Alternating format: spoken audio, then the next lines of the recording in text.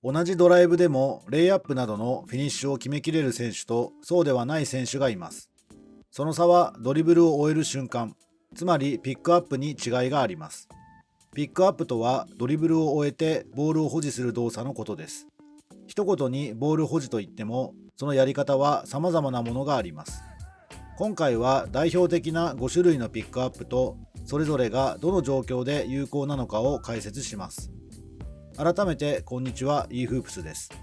それでは NBA スキルコーチのポール・ファブリッツの映像を参考にしながらピックアップのやり方を見ていきましょう。All right, guys, if you want to be dominant on your drives, we got to look at the details of how we're picking up the basketball. There's so many athletes that drive in and get it stripped because of the way that we pick it up. If you master these 5 pickup options, you're going to get the ball stolen much less and you're going to score a lot more points. All right, so our first one is a low sweeping pickup. So you see James Harden do this all the time. Let me give you the number one mistake that players make. They come through, and when the help side defender reaches in, the ball bounces back up to their hip, and then they try to sweep low towards the floor. It's not gonna work. You gotta kill it low, and the lower he's reaching in, the lower I have to kill it. So after we sweep through, we got options. If you do feel that foul, obviously we got to go straight up, straight arms, sweep through, go straight into that layup so that we can get the foul, hopefully get that and one. So sometimes you'll see players like Kyrie come through with the 2 hands and then extend it to that inside hand to get a little bit of separation from this defender. So you would actually come to that inside hand and then either finish right hand, or if you have enough separation, like in this play, I actually switched back to the left. So it's tough to visualize. There's so many different situations that you can get to depending on where your defenders are. 一つ目はロースイーピングピックアップです。ローピックアップとも言います。一般公開の動画では1対1の状況に絞って解説します。ピックアップは大きく分けると、かわすかコンタクトするかで分かれます。まずはかわすピックアップから解説していきます。このピックアップの特徴は、ボールの位置を低く保つことでディフェンスの手が届く範囲からボールを外すことです。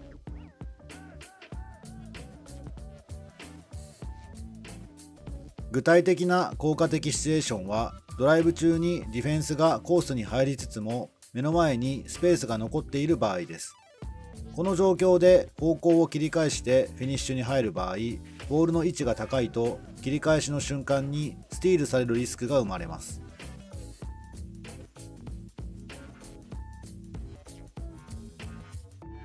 そこでローピックアップを使い、ボールの位置を低く保ったまま切り返すことでスティールのリスクを抑えながらディフェンスをかわすことができます。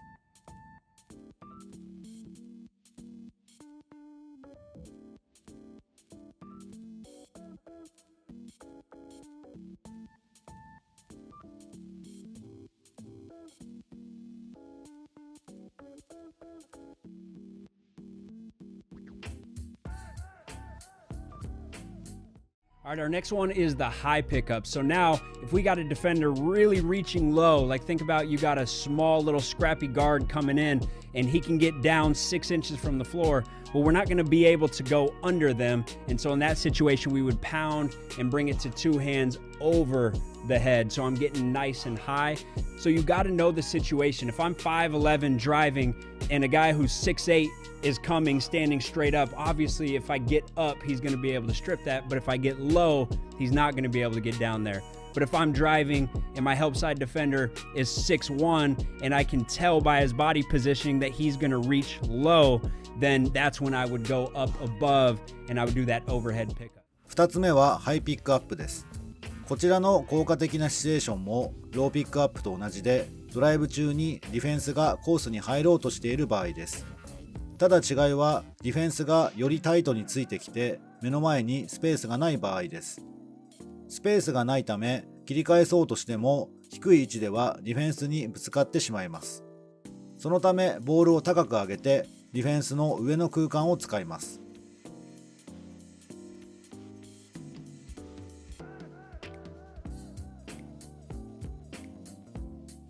ただしボールを上げる際に肘が前に出るとファウルになりやすいので注意が必要です。肘を体に引きつけながらボールを真上に上げる意識で行ってください。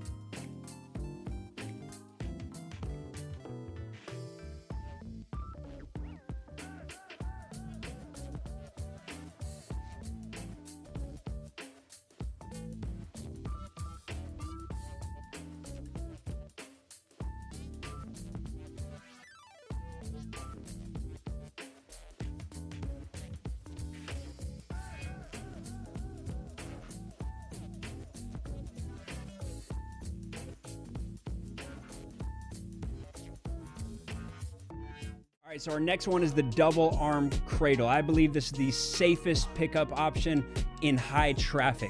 So if I don't have space and I really got to get through defenders in a tight space, it is the safest way to just tuck it so that they can't even get a hand on the ball. And then once I'm at that last step and I'm ready to go up for my layup, then I just untuck and I finish. 3つ目はダブルアームクレイドルです。これは少し特殊で、かわすでもコンタクトでもなく、ボールを守ることに特化したピックアップです。そのためシンプルな1-on-1の状況では基本的に使いません。なぜならボールは守れますが、オフアームを使ったコンタクトや腕を伸ばしてブロックを避けるようなフィニッシュがしづらいからです。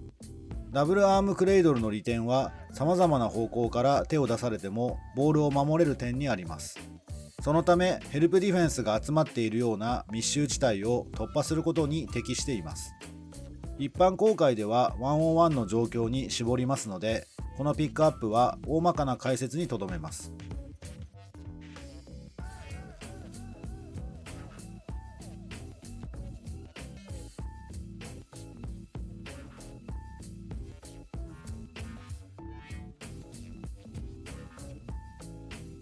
All right, our next one is a side pin. So this is similar to the double arm cradle, but now we're just cradling with one hand and I'm pinning it to the side of my body. So now we're less worried about that help side defender, right? If that help side defender is really reaching in, I don't want to get the ball to the side of the body. It's a little too dangerous. This is more so when I'm mainly worried about my primary defender.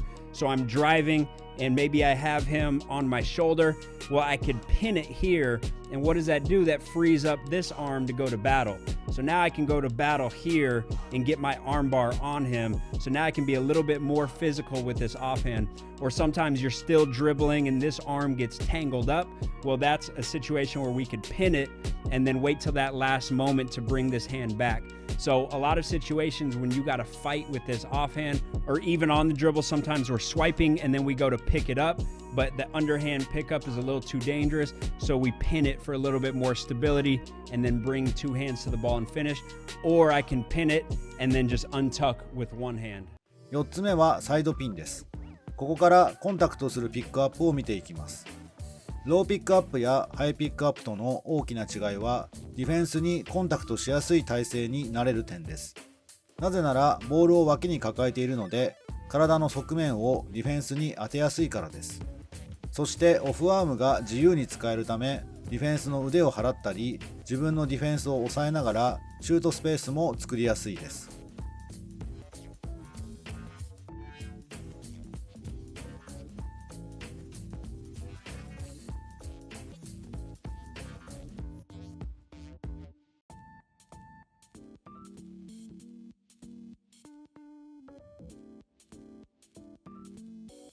このようにコンタクトフィニッシュと相性の良いピックアップです。そのため効果的なシチュエーションはディフェンスがコースに入ろうとしている場面ではなく、横突きでついてきている場面です。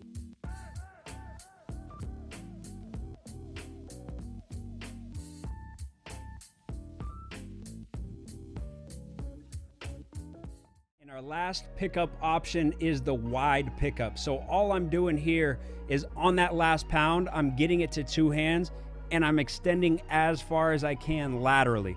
All right, so this again is better for if you're worrying about your primary defender reaching in. If I had a help side defender, I wouldn't want to extend that far because it's obviously going to be closer to them and it's going to be exposed. But there's so many situations where you're not worrying about a help side defender and all you got to do is pick this up safely against your defender. And obviously as you pick up, a lot of times your defender is reaching in. So in this situation, I'm picking up, I'm extending as far as I can, and then I'm keeping it wide as I go up into my layup. And so you'll notice I'm keeping it wide here. And then as I get into that one hand layup, this hand can come here for a little bit of extra separation with that arm bar. Now, sometimes people do well extending and then bringing it back for a little bit of rhythm and then extending again. But of course, it just depends on the situation. If you have a really aggressive defender who's reaching in, you don't want to bring it back for rhythm. You want to be able to just bring it up on the side of your body and get straight into that little hook shot or that point guard extendo, as I like to call it. 5つ目はワイドピックアップです。サイドピンと同様に体の側面でディフェンスにコンタクトしやすく、コンタクトフィニッシュと相性の良いピックアップです。大きな違いはボールをディフェンスから遠ざけられる点にあります。そのためコンタクトで十分なスペースを作れなくても、腕を伸ばしたフィニッシュでブロックをかわしやすくなります。代表例がエクステンドーです。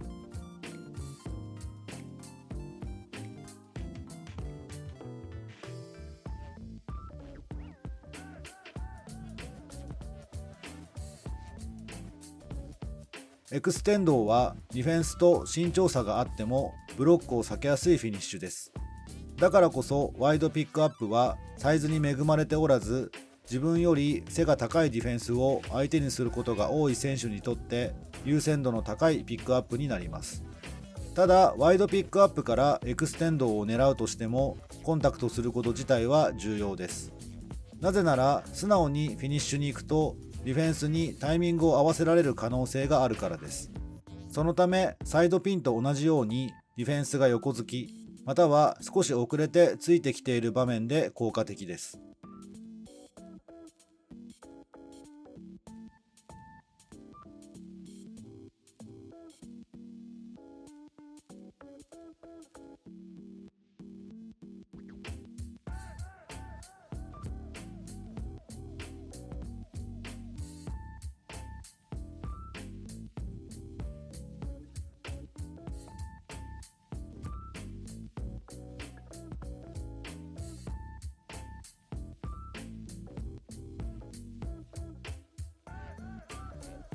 いかがでしたでしょうか。